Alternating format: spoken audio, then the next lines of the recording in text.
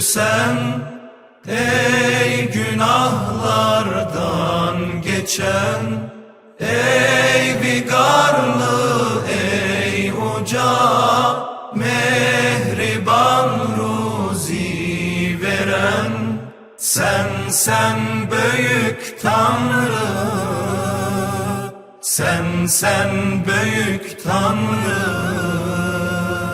Hemen ki yoktur onun tayı, odur eşiden gören her neyi.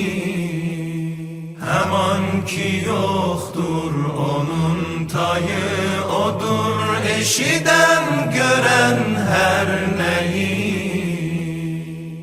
Bu hemen aydı ki sen ayırdın aylardan, şereflendirip ucattın, ona değer verdi.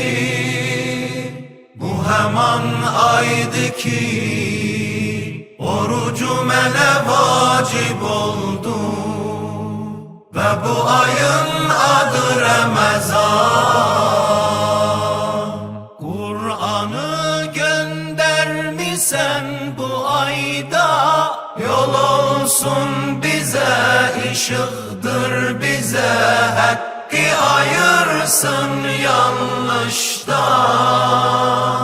Ve bu aydadır Kadir gecesi, min gecede olmaz o bir gece.